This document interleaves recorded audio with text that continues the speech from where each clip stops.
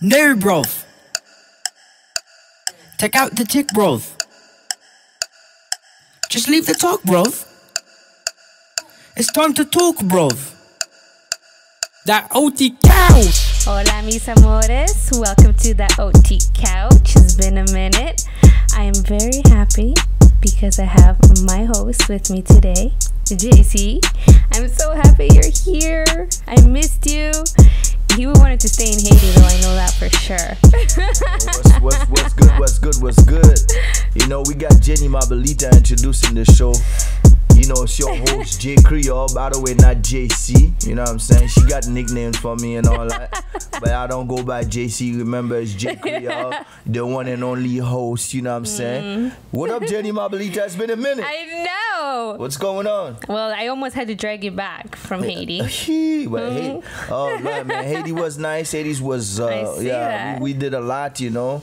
Community work, we had fun, and then we filmed videos. We filmed the show called Southern Blocks. We did a bunch of thing. You guys were working. Haiti was proper, so just and also like I want to welcome people to remember this is our 10th episode. Number 10. So that's a milestone for us. So that's why like I didn't even film like we filmed one episode in Haiti.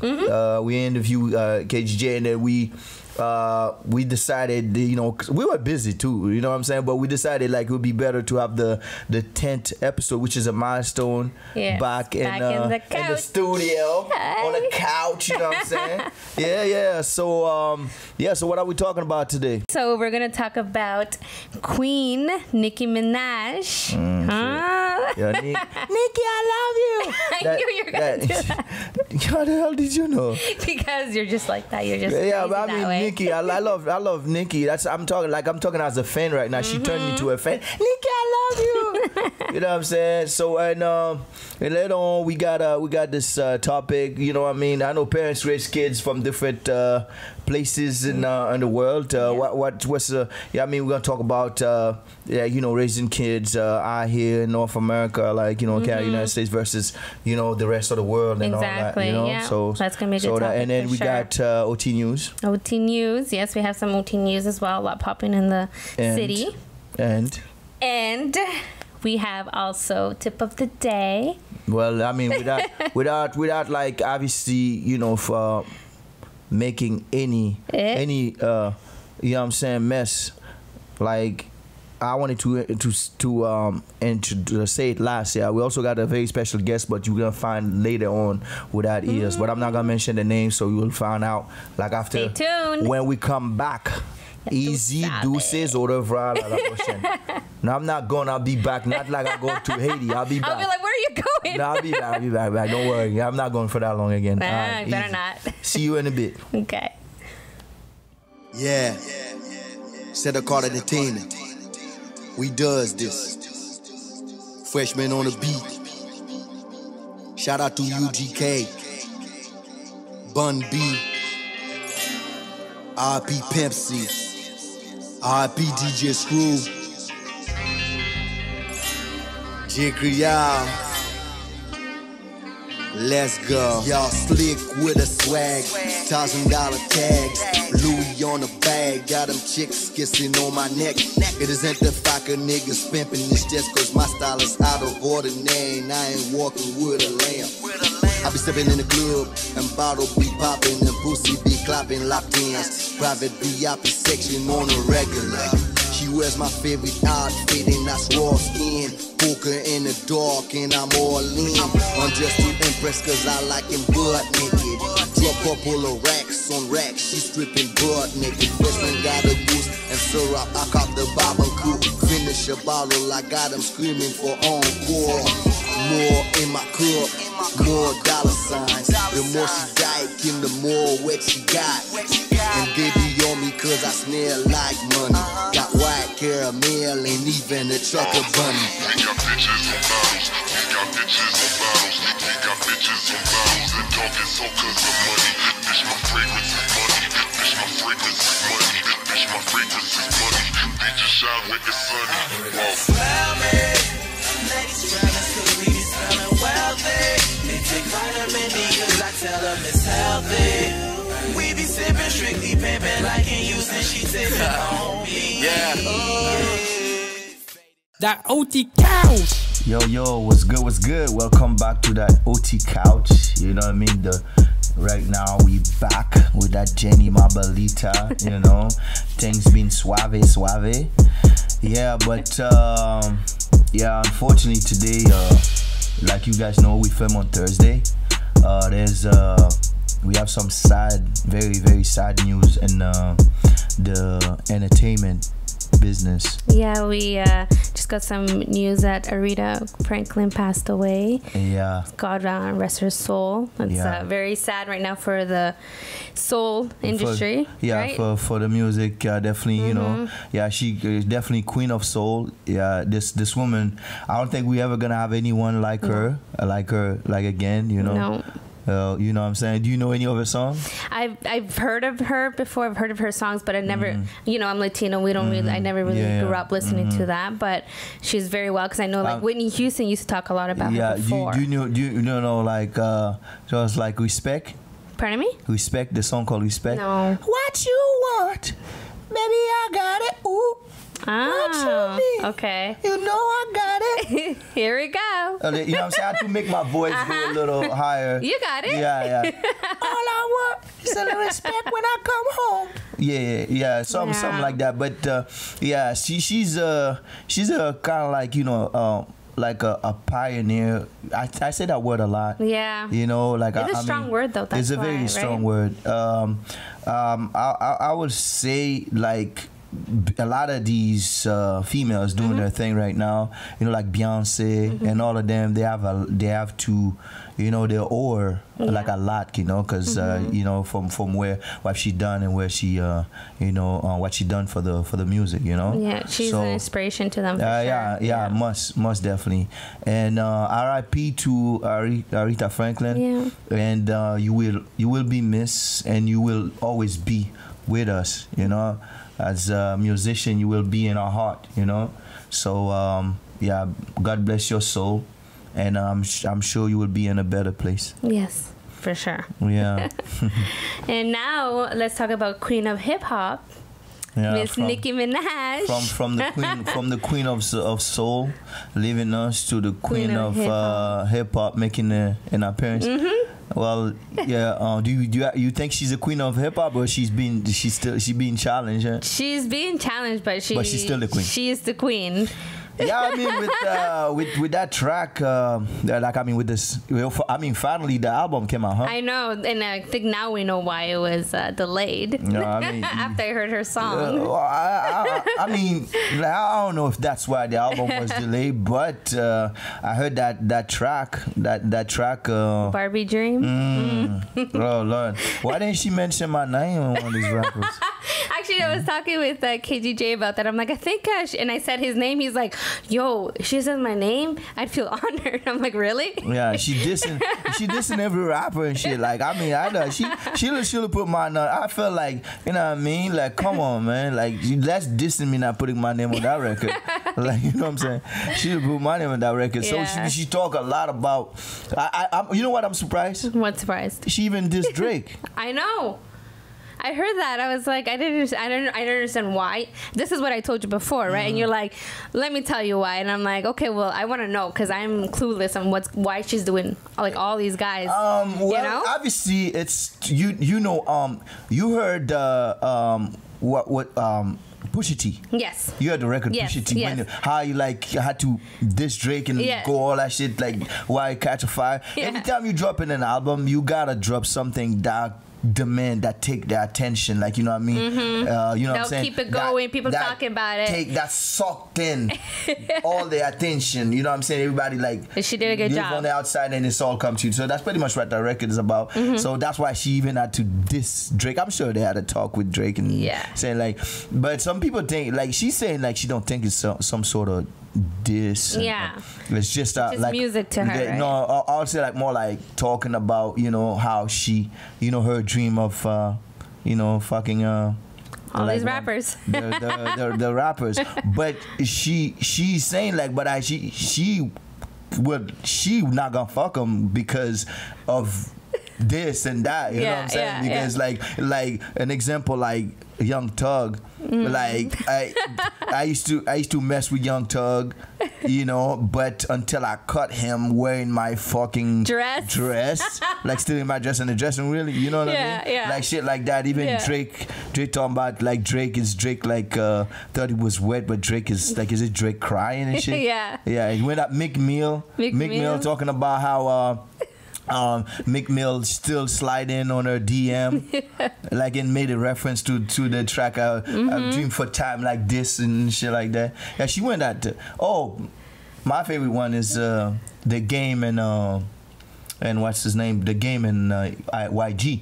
He's saying to those guys, like, you know, talking about like all you talk about is like gangbang and shit. It wasn't. And that's not what she meant. That's not what I meant. Like when you know what I'm saying? Like that one. She got it. She did a really good job. That's a banger. She definitely like did well for us as far as like bringing the attention to her. Yeah. You know what I'm saying? I gotta give her that. She claiming back her throne. You know, especially Cardi B is pregnant now. And she's gone. I don't even hear much from Cardi B lately. No. Yeah, she's probably like, you know what I mean, doing maternity stuff. Yeah, mommy stuff. Yeah, Nicki Minaj gonna take over, man. Well, remember what I told you. She always been the queen, but now she's claiming back her throne. Yeah. Well, shout out to Nicki, man. Yeah, you did a good job, girl. Yeah, she's been sick with it, but I haven't heard the full album. But that record itself, like, you know, definitely makes me want to. Maybe I'll actually go and check. Purchase her album? No, not purchase. Okay, I was gonna be like, stream it. No, stream it. Stream it. I'll stream it and listen to some other record because I know Nicki's talented and stuff, you know. But and she's still like getting on some thing with Safari as far as like oh my writing God, I've heard about that. Yeah. Because do you think like I'm not sure if you know about Safari, one of her ex-boyfriend before Meek Mill. Apparently he like stole from her. She was saying that, but also like most of the thing is about like writing her songs. He's saying like he wrote shit. But she's saying no. I know she said she writes her own songs. I think Nicki Minaj is very talented. I don't think anybody's right for her. Like I don't think so. Maybe Drake, like that nigga Drake. You always have something against my Drake. I don't have nothing against Drake, but Drake, people's writing for Drake for sure. But Drake though, you know what I mean? I got respect for him, my nigga. You're a very talented artist. And if you need one of them track, by the way, I'm very talented at writing too. So if you want something, I know like I put it out there, but DM, you know, like me and shit. You know what I mean? I'll hook you up. You got him. He got you, Drake. Probably like, and I'll keep it on the D-low. You know what I'm saying? We don't tell nobody. Exactly. So shout outs to Nicki and definitely, you guys should definitely, if I haven't heard that record, you should go check it out. Yeah, you should. And check her, like, if the album is like that, you should definitely download it and stream it or whatever you gotta do, you know what I'm saying? Yeah, so, all right, guys, you know what I mean? Once again, we back in the city, you know what I'm saying? Finally. OT Couch is back. But we are going to leave for a second and you can check out the music video and we'll be right back. Ya tú sabes. I missed those que tú sabes words. Right now. Mich.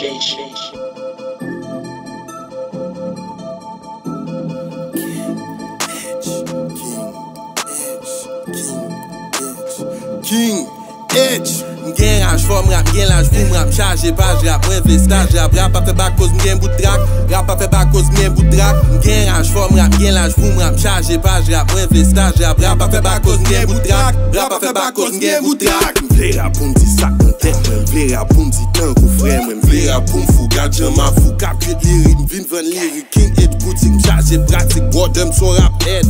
Tet mwen gen rap red, chak vendredi m freestyle, pit lambal kek kal, madame m bak kek kal. Chak samedi m chita m'ekri, chak samedi m jwen m'ekri, chak samedi m fè ou ekri. Ou même ou la Kanye West, Manchester do la Kanye West, talent monte do la US.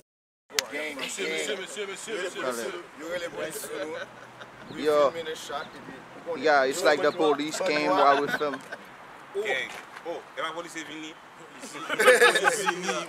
Police vini. Yo, they tried to stop that shit, you know what I'm saying? We said, fuck that. Yo, we still shooting, you know what I'm saying? Yo, King Edge, yo, what happened, man? I see the police out here. Yo, man, nous tellement d'ambiti, même police pull up with you. Eh, pas vrai? Oui, même police pull up, là, yo dit, ouais, gang sign, Shit, man. Alright, eh ben ça fait. That's what it is. Mgen Raj form rap, Mgen Raj boom rap, charge page rap, moi investage rap, rap a fait back cause Mgen bout track, rap a fait back cause Mgen bout track. Mgen Raj form rap, Mgen Raj boom rap, charge page rap, moi investage rap, rap a fait back cause Mgen bout track, rap a fait back cause Mgen bout track. That OT cow. Yo, deuce. Welcome back to that OT couch. My mic is too high. Hello, check a little bit. yeah. So what's up? So we back in the show once again on our 10th episode, and it's time to chat about some topics. So I mean, it's time to chat. It's been a minute since I said it's time to chat, huh? I was gonna say it kind of sounds talk. It's time to chat. It's been a minute, man. Yeah, so it's time to chat. You know what I mean? So how you feel about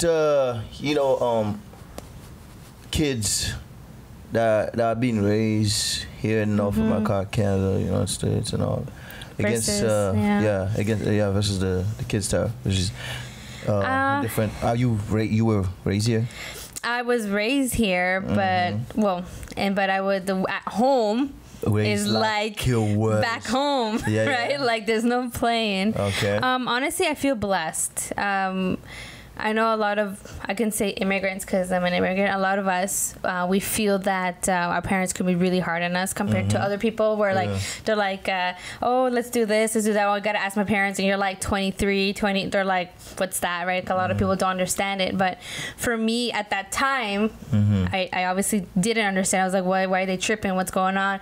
But I understand because they come from a culture where everything is, they're always dangerous. There's always something that can happen. So they always think ahead, and I feel blessed that I was raised that way because it's a way of showing that they love you. They just want to protect you. They want what's best for you.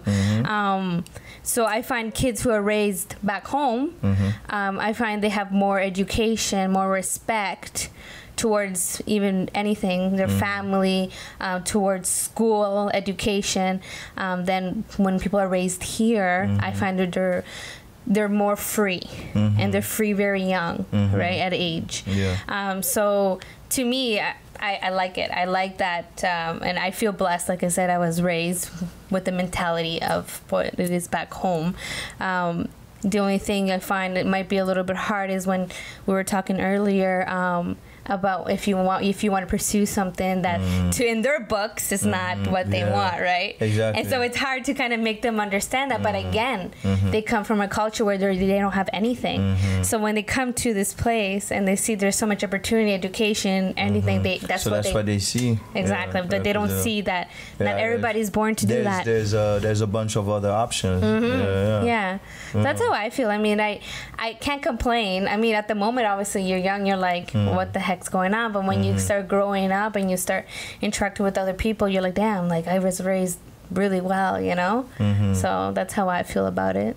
That's actually, you made very, very strong points. Like you touch a lot of the things, pretty much like I want to discuss, especially. I mean, kids raised like I hear in North America. First of all, the system is fucked. That's the first thing I'm gonna put. The system is fucked. So that kind of like get a lot of kids fucked too. You know what I mean? There's a lot of kids in this country. Like I'll say like the fucked.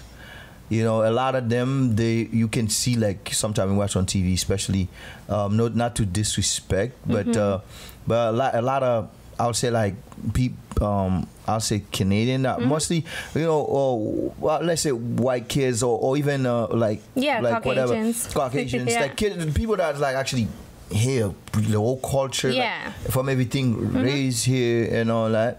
You find out like they're more like likely to be disrespectful. Like they don't have no respect for anybody. They don't have no respect for. I find they don't have no respect for people. They don't have no respect for like their life. They don't have respect for. I find out a lot of kids out here now have no respect, especially the way the society now is. But I mean, same time, it's lucky. I'll say again, it's lucky if you get like some like a good kid. Some parents are pretty lucky you get actually a kid that respect you. But for out here, man, like most youths like they're raised here. A lot of them, majority of them, they're pretty much assholes. Like they pretty much like think like as soon as they get certain age, they're like already, you know what I'm saying, like big leagues and big people big and shit.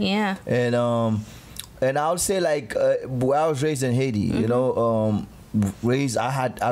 always respect my parents. I respect my elders. That's what they preach to you. You have to respect people that's older. But out here it's different. Oh yeah, for sure. You know what I'm saying? Like it's I can tell you even from experience. Like you know what I'm saying. Like me as being a parent, like I can tell you like it's like it's not the same. How I was raised by my parent, the same amount of respect I had for my family, it's not the same amount of respect probably my kid has for me.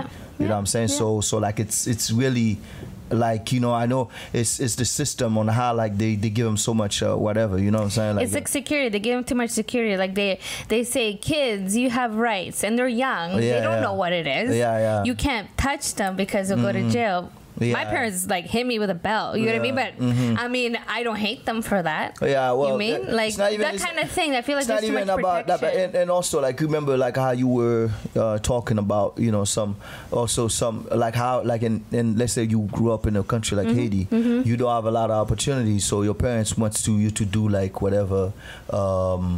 Whatever they'll probably try to get you to go to school because that's what they see, because they didn't have, some of them didn't have a chance to go to school, so they're trying to get you to go take that route because they don't know like a lot of things have a chance to succeed. That's what they know.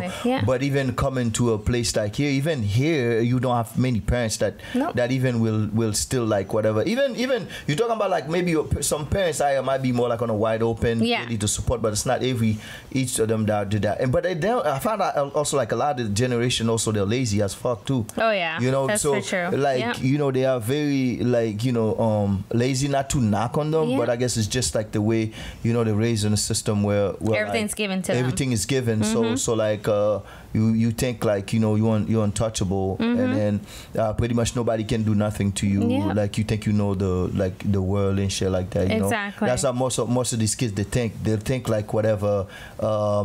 You not good enough like or something for them. You don't know what you're talking about. But I think like it's a question of the system. Like I love the fact that I was raised where I was raised. You know what I'm saying? I learned, and then most of the thing that I do what I do it's because of like how you was raised. Exactly. You know what I'm saying? You look at somebody. I was raised by my mom. Okay. She's somebody like also like she was tough on us. She was very tough on us. But same time when I come out here, that's those everything that she imprinted like it's what makes me the person that I am. And I know I wasn't the type that was gonna follow anybody or do anything that I wasn't supposed to do because you know what I'm saying. But same time I found out like there's this huge difference growing up like out here than going and then not like let's say like in a place like Haiti or like being raised by like parents from because if you raised by the system out here, then you pretty much you kind of almost like sick. Exactly. Yeah, it's almost the like only good thing about here is that we have options. That's education, safety. I mean, but like really you still need to have morals, and that's what's lacking. People nobody has morals. Like even you're looking at like that's why you're looking at like music nowadays. Like you can tell a lot of these kids or what they trying to sell or what there's no morals. No morals. It's all about like, who cares, I don't care. That's pretty much about like it's all about like themselves, like what where they have no more like we like me, I grew up with like loyalty, blood. You know what I'm saying? I grew up with blood. Like your blood is your blood. Blood come first before anything else. Even like whatever, like you will go and unless like I'll go marry a woman, right? Like she probably leave my fucking ass like behind, she would, and then do everything like whatever, to destroy you, like destroy me.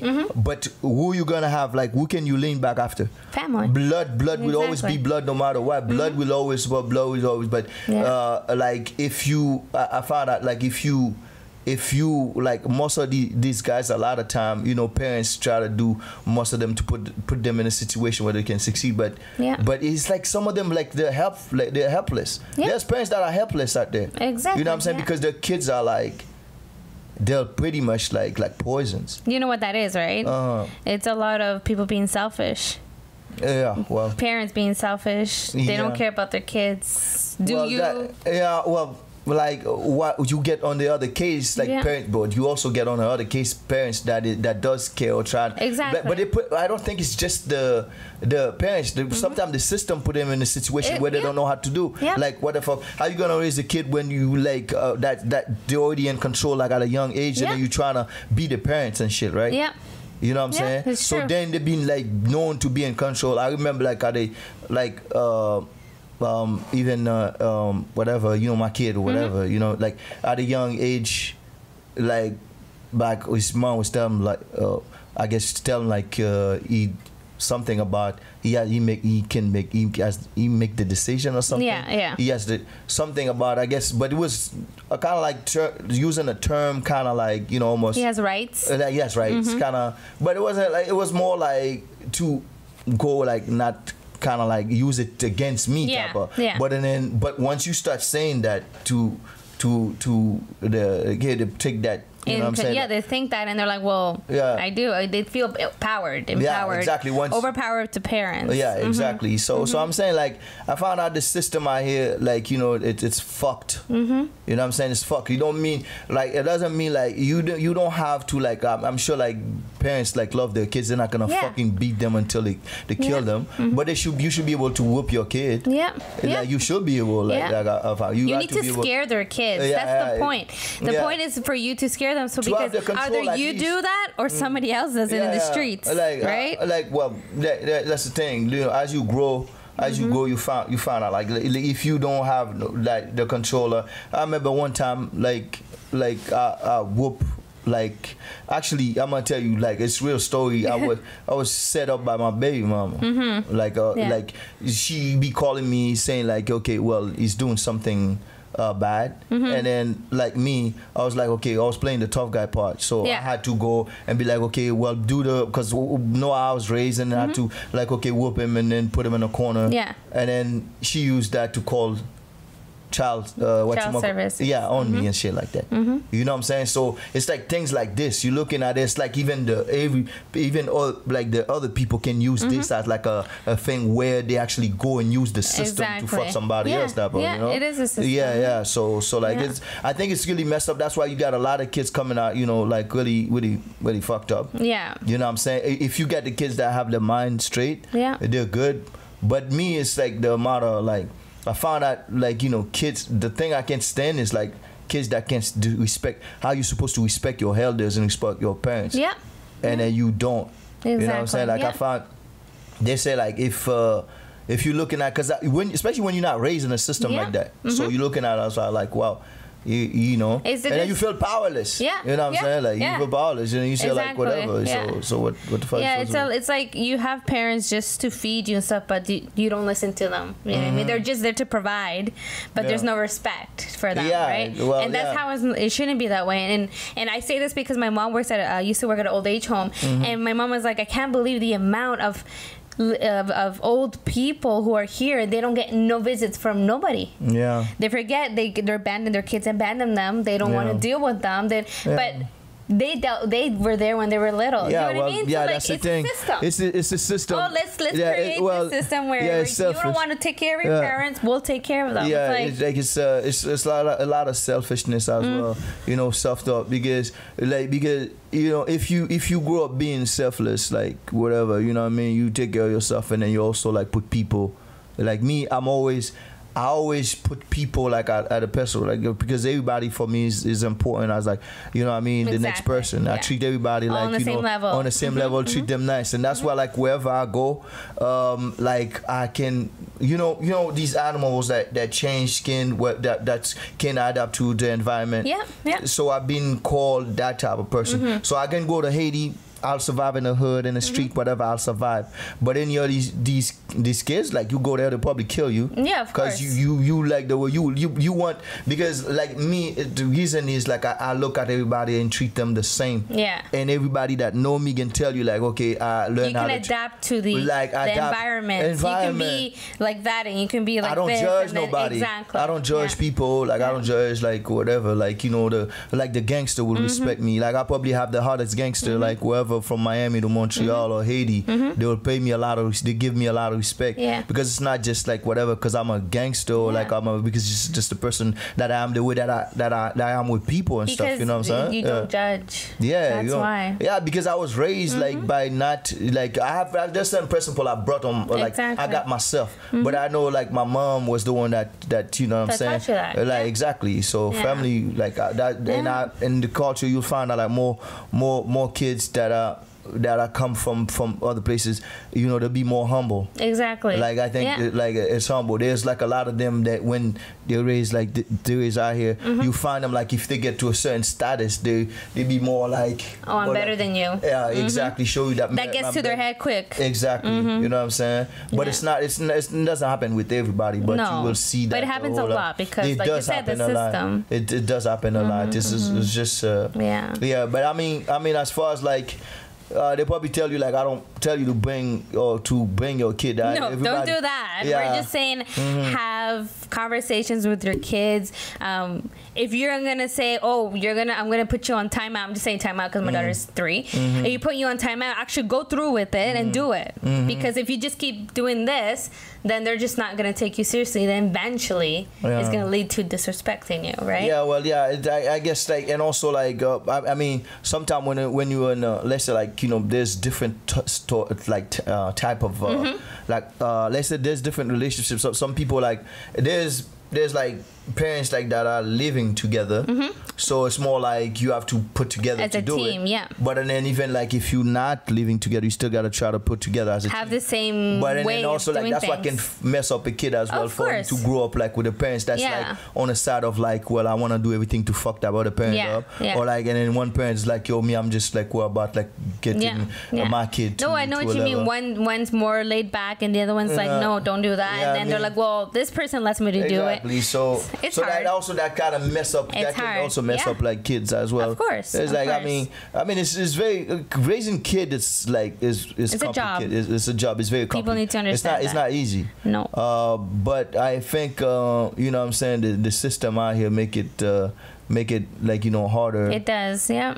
To do it than if you were like in Haiti. I'm sure the country probably like in Europe they probably like, I'm sure like it's not every country in Europe like that have rules like you know, as far as like, you know, Canada is concerned. It's look like they have a setup to fuck up the kids, exactly. No, for sure. Yeah, I totally agree with that.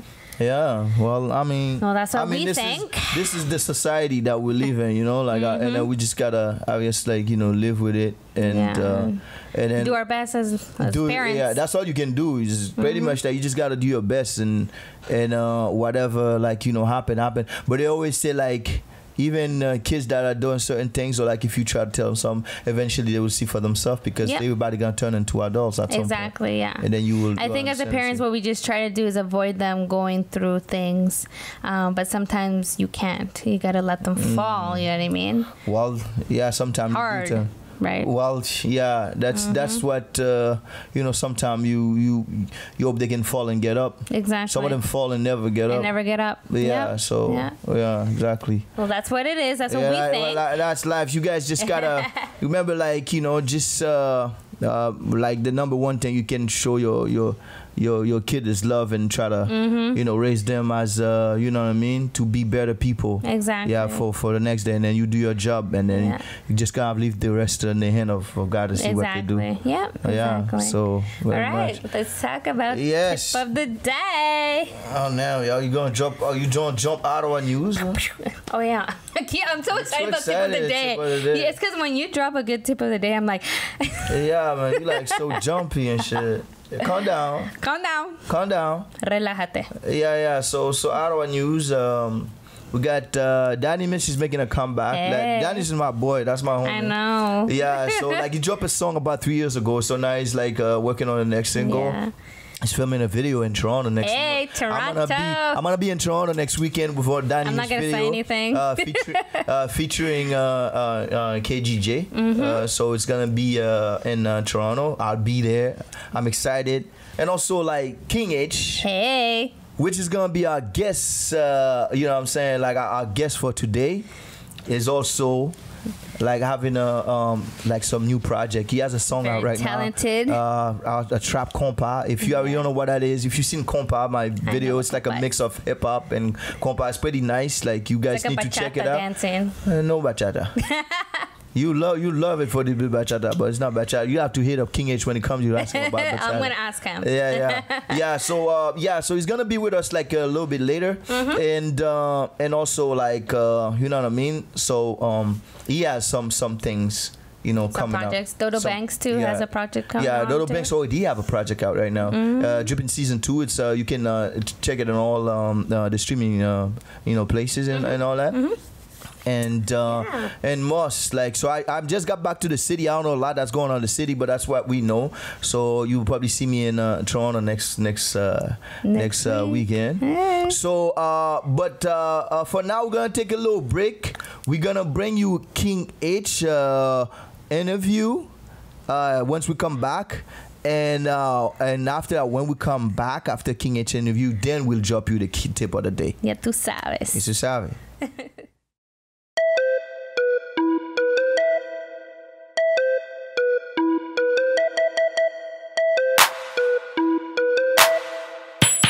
The one and only KG Jay.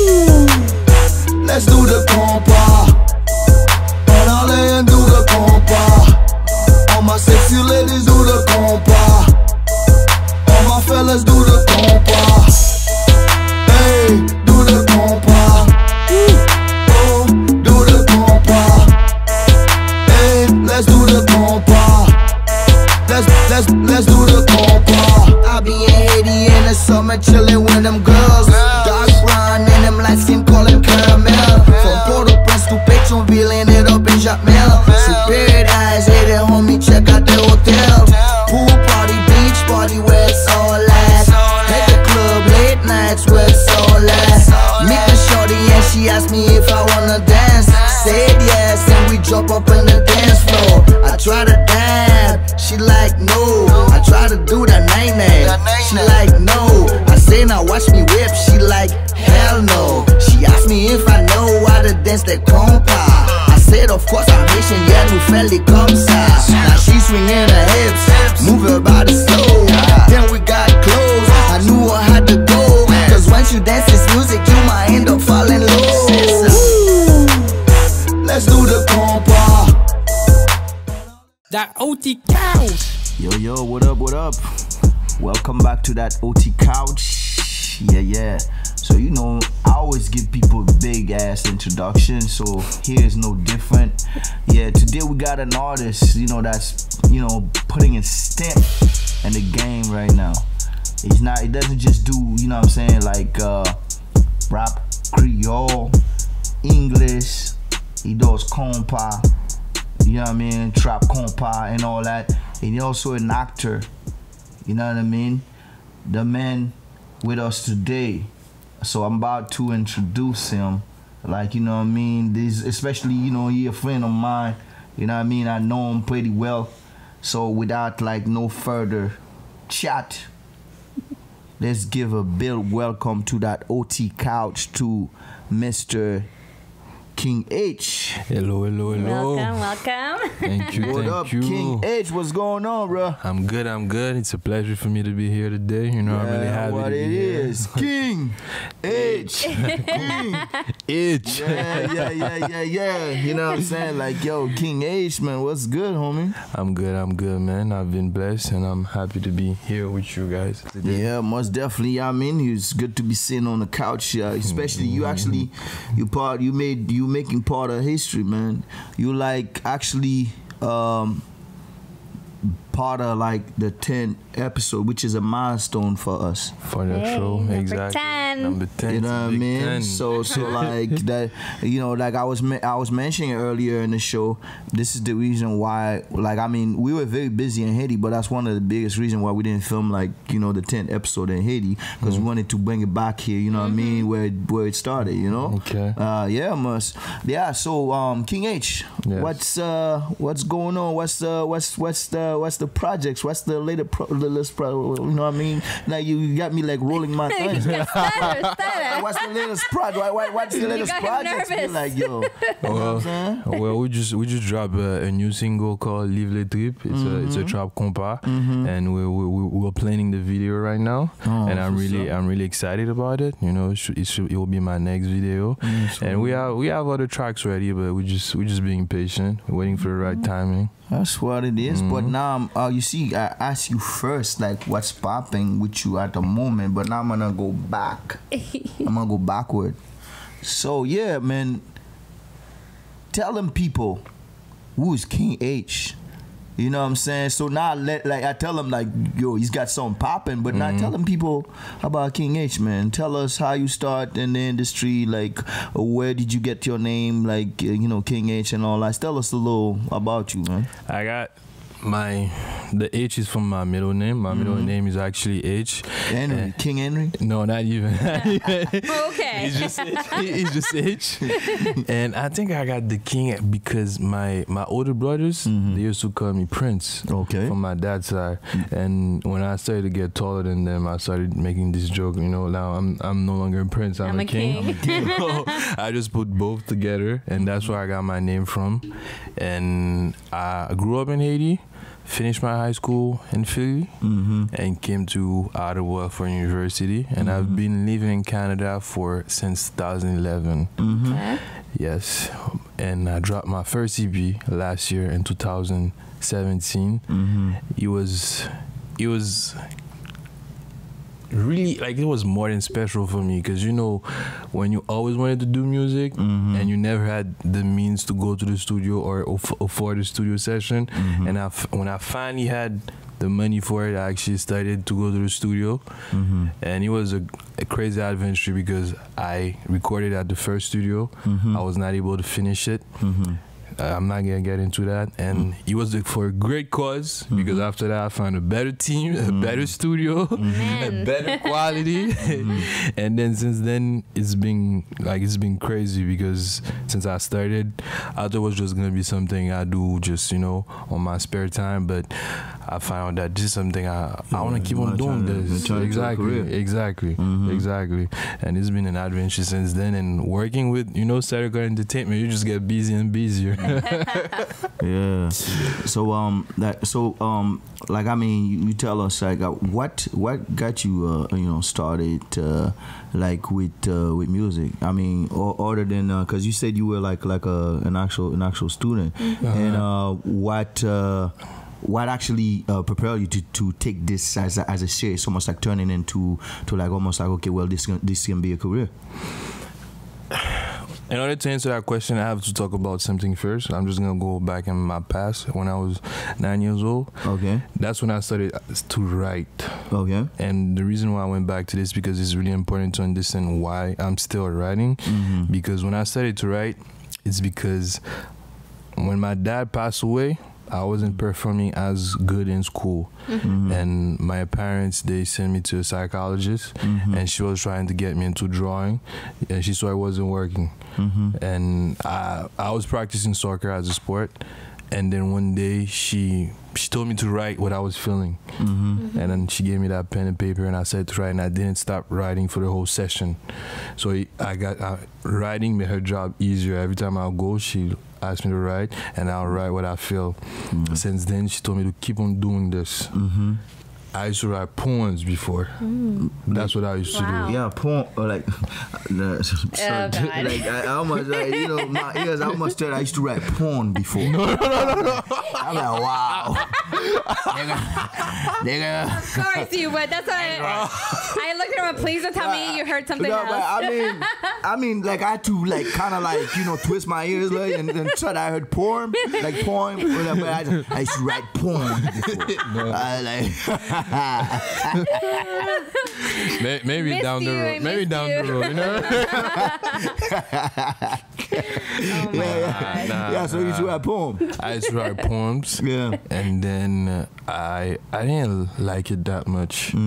Like at first it was okay. Then when I went to high school, you starting to be not a rebellion, but you try to go the opposite way of your family. Yeah. And that was the first time I got my first Air Force One too. Anyone who loves hip hop, they know the meaning of Air Force One. That's what it is. Know the meaning of Air Force One. And then for the music part, I used that was just how I got into writing and the music when I realized I like music too. But I never went to the studio, as I was mentioning before, or anything like this.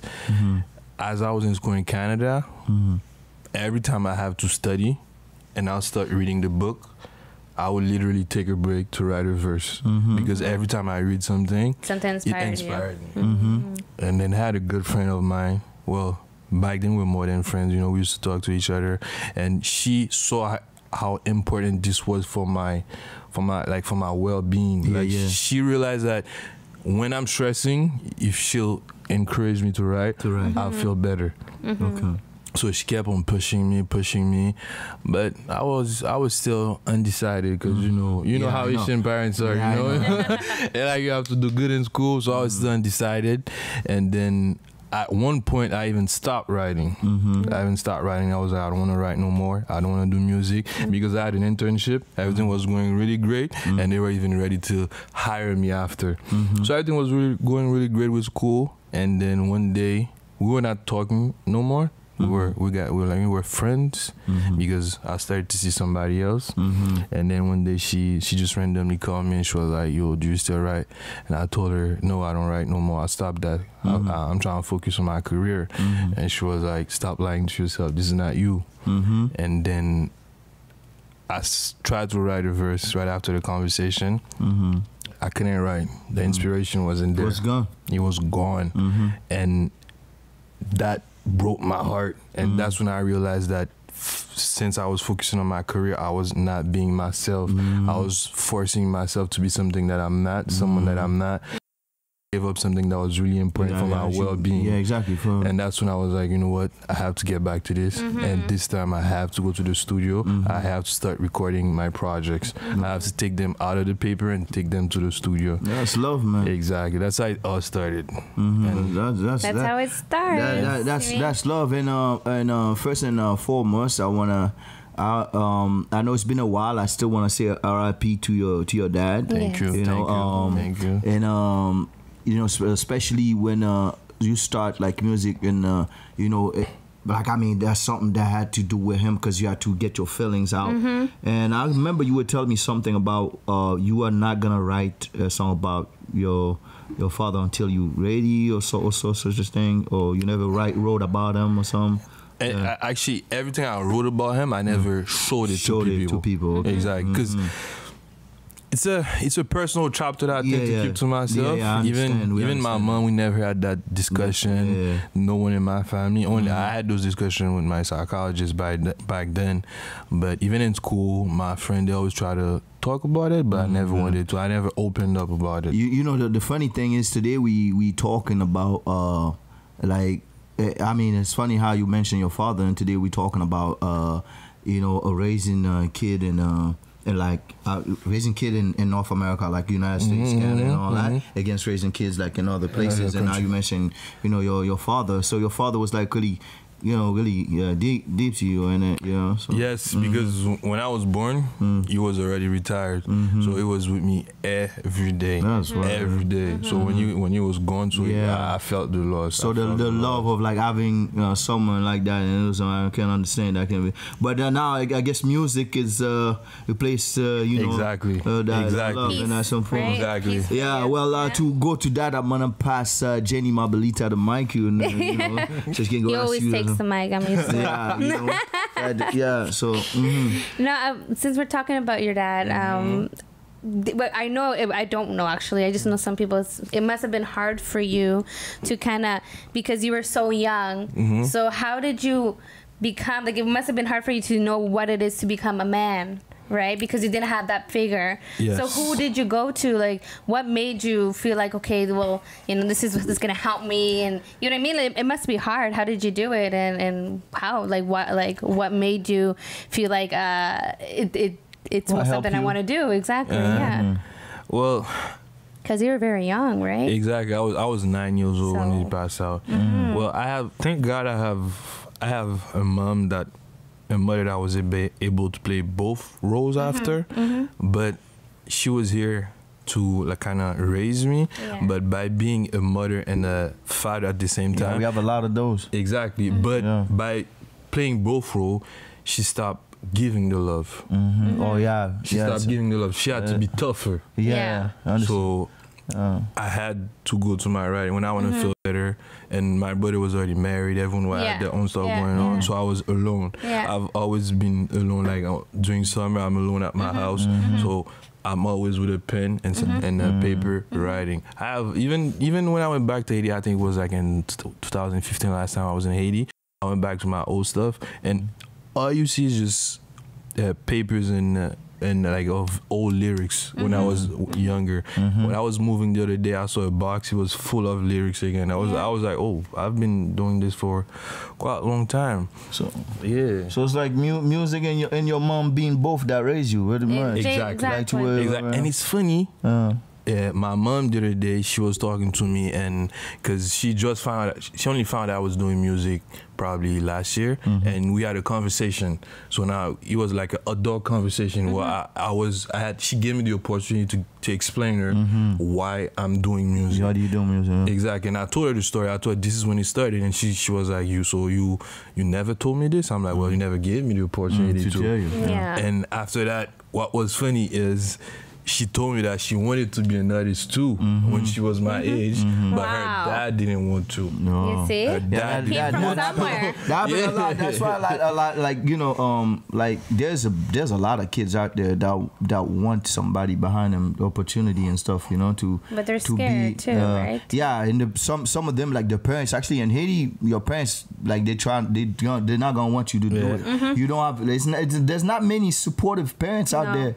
Especially like people, immigrants, they have their own. I mean, own dream. I'm glad we're gonna be talking about, we're talking about in a bit. This is important. It's important for parents to know. Yeah, more so. So let's get back to the music. Let's get back to the music. I know you released like your first EP and all that. So how was you satisfied with the project? Were you satisfied with the result? Are you looking? What are you looking to get from your next project? What is your plan as far as like the next projects? What do you have in store right now? That EP was my introduction into hip hop, and as far as satisfied, well, you never fully satisfied because after the EP, even now when I'm listening to it, I'm like, I could have fixed this, I could have fixed this, So it's a learning curve. Exactly. This was my first experience as making a project, a demo. Yeah, an actual project, yeah. So I'm not gonna say I was fully satisfied, but right now, I take my time when I work on my tracks. Even after the studio session, I'll go home, listen to it, and I'll be like, you know what, I have to go and fix this. I take my time now, and what I'm working on right now, I'm working on a project where I'm putting my life experience in it. Well, I'm not. A lot of substance. Exactly. I'm not gonna say I'm done living. I'm not gonna say I've experienced more than anyone. But I'm putting my experience as someone who lost their father at a young age, as an immigrant, as a student, and as a young adult. So those experiences, that's what I'm trying to reflect on my next project. And you know, I want to take my time. I don't want to rush it because I want it to be the best of me right now. Yeah, the best of me. Yeah, most definitely. Yeah, I mean, you know, music is you know, it does more to people than actually, you know, I'm talking as far as even on a fan perspective and also as an artist, you know what I mean? Like, music raised me, I can tell you that. Music made me a man. Like, you know, although I was a man, but I wasn't a man before music. You know what I'm saying? So, and to this line, you know what I mean? I know you've been doing, you know, a lot. You mentioned how, like, your last project, you know, and stuff going. Right now, you working with any like artists in the city, any artists outside of the city, any you know, anything that can get, like, you know, like beating fast and shit, you know? I have my next single that I'm going to drop. It's one of my favorite so far. It's called Vibla, and it's with, y'all know him, J. Creole himself in the hook. And J. Creole himself, like, it's totally different from what I've done before. And there's also somebody else that featured on this track, and I want to give him a shout out right now because, you know, he gave me a great verse. I was really satisfied. You know, Dodo Banks, shout out to you, Dodo Banks. You know, track should come out this fall. Just wait on it. You know, it's one of my favorite right now. One of my favorites. That's what it is. And also, before I pass the mic to Jenny Mabelita again, you did some acting. Yes. Hey. Yes, I've been doing some acting. Tell us about your experience in Cold Southern Block. My experience in Cold Southern Block started last year as well. At the end of I believe it was in December. A lot of shit was happening for you. Like, a lot of shit was happening. Yeah. As I said before, once you start working with Saturday Entertainment, you just get busier and busier. You know, it doesn't stop. And it was my first time acting in a show. Before I used to act in plays before that. Shit, goddamn, bro, you did pretty well. I remember the first time, like, we filmed you, we was like, yo, that homeboy is a natural. That's what we saying. It wasn't shit talking. It was like, because it was like that part was made for you. But yeah, I mean, to continue about your experience, because I got so much shit to ask you. Now the experience, as I was acting the story, I didn't know the whole story, but the more I'm acting and I'm paying attention to the story, the more I'm liking, like I'm liking acting itself, and the story is just, I don't want to spoil it for people who didn't watch it. I just think you should watch it if you didn't watch it. But if you watch the last episode, you're gonna see why I'm reacting like this. Because like, I was like, even me as an actor in the show, I was not waiting for this. You know? And shout out to you, because I mean, you did a great job as you were writing it and as you were making the story. You know? Yeah, I mean, right now, as we left the end of the season, I don't know if people watch. Like, you're not a good guy. And you know what's funny? Even in the plays, when I'm acting in the plays, I've never been the good guy. Oh, goddamn. I've never been the good guy. You started as a good guy. You didn't think that shit was going to twist it like that. That's what I'm saying. Even as an actor, I didn't know it wasn't going to turn out like this, you know? Well, I mean, you was so humble and shit. People like, you know, watching you, and then you turn into like some big monster and shit. No. But, like, that's why I've got people expecting season 2, you know what I mean? So you did a great job, man. Thank you. You know what I mean? Give you that. Jenny Mabelita. Yeah, I have a question about your music. Yes. What message are you trying to give your audience? Like, what message is it that you're trying to give with your music? On the first project, I was talking about myself and what I like, what I want. Now, for the next project, as I mentioned earlier, I want to talk about my struggles. You know, everyone has their own struggles, and I have a message behind it. My message is, you know, no matter the struggle be, like, just keep pushing, keep banging, because there's two things in life. If you have a problem and you notice that you have a problem, that means the problem is almost solved because you already You recognize it. Exactly. Recognize it, yeah. Exactly. So now what you gotta do is just, keep pushing. So keep what is your pushing. hope with this message? Like, to help other people go to know like what they're going through, how they can do it? Definitely. Because if you think about it, well, I didn't put it this way when I was talking earlier, but Yeah. I had to go through depression after I lost my dad. And I've never talked about it, and nobody was never dared to Ask you. exactly direct question because my mom was us, my dad, she was like, well, I have to be tough with this. Well, nigga. she gotta work, right? Exactly, Double and exactly. gotta take care of things. Exactly, and even my siblings, they were hard on me. They were really hard on me, and I'm not gonna. And it was a good thing. It was a good thing. Made you who you are now, right? Yes, but now I wanna push people to be the best version of themselves and to tell them that you don't have to look like J. Creole to be happy, J. Creole is happy by being himself. Exactly. When I was a kid, I thought I had to be extra so my mom could be happy. Nah, that's not what she wanted. She just wanted me to, to give life my best shot so I could become the best version of myself. And I never understood this. And that kind of, I'm not going to say that kind of held me back on some stuff, but it was tough. It was took you tough. a while to get Exactly. where you are. Exactly. And now I'm really comfortable, understand myself, and that's why I want to tell people: love the person you are, be the person you are, and just whatever you're dealing with, keep pushing. Okay. Keep pushing. You Good hear? Good message, my brother. Yeah, good message. Yeah. So my last question for you. Thank you. Yeah. Now before I go to the last question, there's something I gotta ask you, man. That's been like burning, like for King H. Yeah. King H. King H was supposed to be going on a tour like in Haiti with us. I'll come back to you with the last question. Don't worry. Taking a break right now. We got to Haiti, and King H called us and said he won't be able to make it.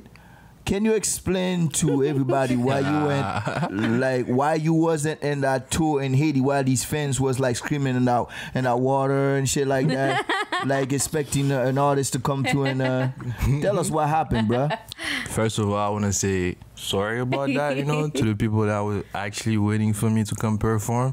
But I'm not going to even, try to go around it or bring up an excuse or something. I'm someone that's straightforward. I'm going to tell stuff like it is.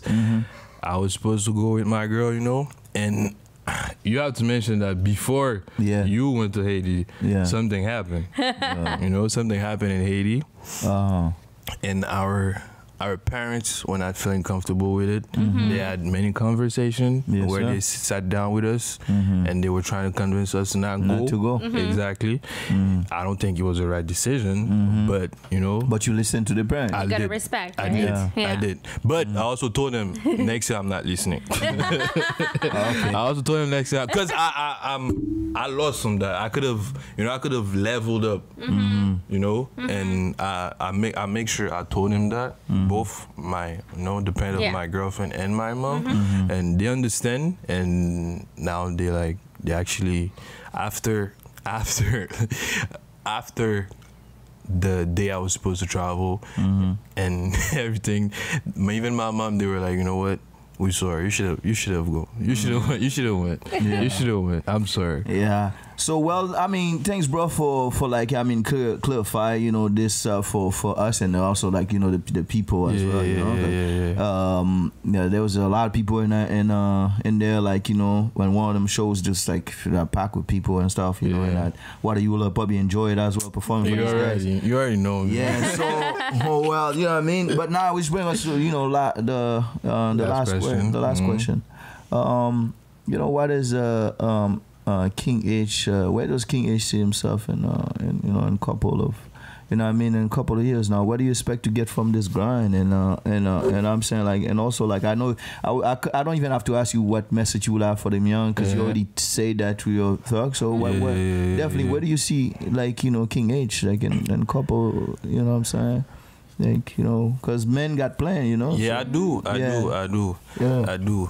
And to answer the question, I'm gonna use something that Albert Einstein said: to be creative, you have to think outside of the box. If you think like you've been taught, you'll never you'll never be able to surpass yourself. And one thing I realized, if you don't picture what's the hardest thing to do, or you don't picture yourself going really far, you are not going anywhere. You're not going anywhere. That is a guarantee. Exactly. I always say put a warranty on it too. Exactly. And what I picture for myself, I actually is, as you know, I told you about it before you left, like I'm gonna start rapping in French more, and I'm really targeting the French market. Yeah. And I wanna be international. You know, you wanna be international. This is what I want. So you wanna take the title Mr. Nash International away from me? No. I don't wanna do that. I don't wanna do that. Next thing you gonna do Spanish too? No. You don't say. It's okay. I can say something. Yeah. So yeah, man. So like it's good to have a big vision. I think everybody should. You know what I'm saying? So like, just keep going. Most definitely going hard. Like if you see that vision, go for it. French, English, Creole. You know what I mean? Definitely. Yeah, maybe Jenny Mabelita can help you with some Spanish. With some Spanish. Spanish 101 around here. Yeah. All right. Well, bro, it was a great pleasure to have you on our show. It was you know what I mean? Thank you. Yeah, most definitely. Thanks for being part of the 10th, episode. Hey. It's an honor. I'm flattered. I mean, and we'll see you again. Yeah. Of course. I mean, I know you got videos coming up, so we'll be playing them. You play on the show all the time. I know. Yeah. So much. Thanks for coming. Thank you. And for you guys, like, we are gonna play. Since we are King H, we're gonna play a video of King H, and we'll be right back. Ya tú sabes. Dang.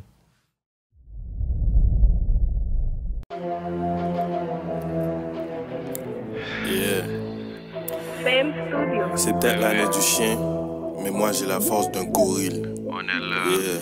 Crime ak pouyette, mouette, par une bouti ça. Pli mouette manchette, mouette pour m'racher bit ça. Kon gladiateur, m'bral fucking prend visa. Saison ça, saison pam, les dieux qui ont dit ça. Magic touch à gen on diel, et m'paraître comme criel. Pour manger cervelle, MC pas gen level. Punchline moi yo solide, et m'laguer tant qu'on bolide. Dans arène m'fait génocide pour montrer moi torride. Ça konnen dit son gorille, m'gen presteur son gorille. M'commence basse Godzilla, m'pas believe yo deal. Juin 2012, décidé mourir pour rap là. Et 2017, m'fait 7, gen 5 sous manza, m'fait 7 pour rap là. Avant de dormir les soirs, m'fait 7 rap là. 7 rap là. Niveau m'a paix monté, besoin bien soudé. Talent nous fout son dé, Kompa n'a boulé. Tranquille statut a fait, nous fait coble n'a fait fête. Nous fait crime, les gains traite, travail après des fêtes. Rap qui entend et nous pas perdre temps. Rap c'est façon, mais famille nous biglation. Rap c'est pas stun, mais famille v'l'éducation. Rap c'est passion, mais l'argent motivation. King, Edge, couvert c'est wash. King, Edge, basket c'est swash. Basket c'est swash. Basket c'est swash. King, Edge, couvert c'est wash. King, Edge, basket c'est swash. Basket c'est swash. Basket c'est swash. Basket c'est swash. That OT couch. All right, welcome back to the OT couch. Hey. So, tip of the day. Why are you looking like you need to go back to Haiti? Because you're like thinking about the beach. So I saw you like, welcome back to tip of the day. Because I'm excited. All right, so we're going to talk about welcome back to tip of the day. Are you gonna let me? Yeah, go ahead. I'm going through the flow Go right ahead. now. Go ahead. You're killing it. Go for me. ahead. Go ahead. We're gonna talk about. No, I forgot. Oh, think before you speak. Yeah. This one's for Jay. You're supposed to stay focused. Like, how are you gonna forget? So you need to think before you say that thing you said. No, it doesn't work that way. It doesn't work that way. All right. So what is it? You think before you speak? Yes. So what do you like? What kind of thinking you put? Well, I think it depends. For me, I think it's important to think before you speak professionally. I find at work, because we're always Canada is all about working. You know that, right? Yeah, Everything's work. Work is like your second home, and I find a lot of people they don't think before they say something to either coworker, supervisor, manager, and I find like you really need to gather your thoughts before you say anything, because that can jeopardize your job. Right? I mean, that's just my example of think before you speak. There's a bunch of other examples, but I find that this is a really important one because we're always at work. Everyone's working, doing something, grinding, doing something. So like, I think everyone should try to kind of separate your personal emotions and kind of separate it when you're at work. You know, like you want to really think about before you say, because it gets to you. Sometimes you're at work and you're like, damn, like, you know, like I can't believe I'm doing this again, or my manager's such a jerk, or and then they explode. Like, breathe, think about it. Is it really good on the long run? You know. So I find that think before you speak or say anything when you're at work. Oh, so like I was thinking, like, when you were saying this, like now I'm gonna I was thinking, like, it, when you were saying this, I was more like thinking, like, you like think before you speak. Like, if you see Jenny Mabelita wearing a tight ass jean and then like like at work and her booty's like out of like open and shit, like, don't come and say like, Jenny Mabelita, you beautiful today. Like, that can be harassment. That's what I was thinking. Like, oh, okay. Yeah. No, I was not going that way. When we were talking, that's why I was like, I thought that's where you were going, like, with it and stuff, right? Yeah. No, that's where you're going with it. I don't know. That's why I was. That's what I was thinking. Like, you know, but you know, it can be that too. You gotta, of course. Yeah. Like, because a lot of time, like, I work, like, you have to stay appropriate. Like, you know, like, you gotta watch what you say to women, even you. Like, if I'm out there, like, you know, like those. Hey, papi. No. No, don't do it. more like they're dangerous. Like, Carlos, where you wearing those shit? You know, the job you wearing, they're dangerous. They're never gonna forget that. No, never forget that. I mean, that's how it works. You know? It's not just the men that have to watch. You know what I mean? I'm doing it for the ladies. This is an open conversation kind of environment, right? Here, anything goes, and you know that. Yeah, true. So you can't. No, not anything goes. Like, I mean, not anything goes. So if you see something that you don't like that's going on here, that you see somebody trying to do anything funny out here, over there on that side, over there, you guys can stop this, all right?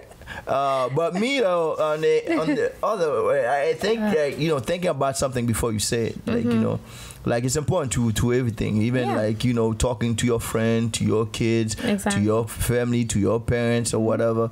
You gotta think of something before you say it. You know what I mean? Whatever you're saying. Yeah. Cause you can, let's say, like, you can say something to kids, to a kid, that can mess with their psyche. You know what I mean? Yeah. Like, you can say something you don't think like that is that's actually what you might call it, just like eating them on the inside. Yeah, that can lead to problems in the future. Yeah, affect them. You know what, like, whatever what you saying, it can affect them, and it does, and then you know what I'm saying, and live with it. Yeah. You know, so and also you can have a friend that you know what I'm saying, like a good friend of yours, and you know what I'm saying, then you wanna, like, watch, like, sometimes everybody get into altercation, but you have to watch, like, you don't say things that goes over, like, you know what I mean, where you cross that line. Exactly. And then you have to watch that before you go, like, you know, there and stuff, you know what I'm saying? Especially when it's like religion based and stuff like that. Yeah, and then like, one second we talked about like blood earlier. When you're talking to blood, you got to make sure, like, whatever, you don't go cross the line and say shit that you cannot take back, because there's shit that you say that you will never be able to take back. So you got to make sure, like, you control, like, relationship, like, with your girl or your man. You gotta, there's things that you gotta make sure, like, you think before you say anything, before you say, because, like, whatever, whenever you go there, like, it might never go back and be the same relationship you can't take that again, because you cannot take it back. So me, that's where I see you this. See that. See that, you know, and just think before you say you know what I mean, you open your mouth and say something that can, you know what I mean, cause damage. Exactly. Yeah. Exactly. All right, well, guys, think before you say anything. Yeah, at least try. You know, like, you know, there's times where you're like angry. You you really gotta try to Nicki control Minaj, that. before you say what Come on, girl, but she dropped it, so yeah, you should have thought before late, but you know, before you say all these things about these men. But then, I mean, you except him, he's all sad about that. I'll be good if you don't say something about me. But yeah, think about it first. Yeah, yo, guys. That was our show for today. Yes. Yeah, I mean, and on our 10th episode, you know, milestone. And we want to thank you guys that been watching since the first ep. You know what I mean? So now we had 10 eps. Very grateful for sure. Yeah, must have and continue supporting and pass the show around and let's continue this OT couch. I guess everybody's sitting on that OT couch. So au revoir. Adios. À la revoir you. I don't know any other language. No, you already said au revoir. Shit. Haiti, I see you next year. Ya tú sabes.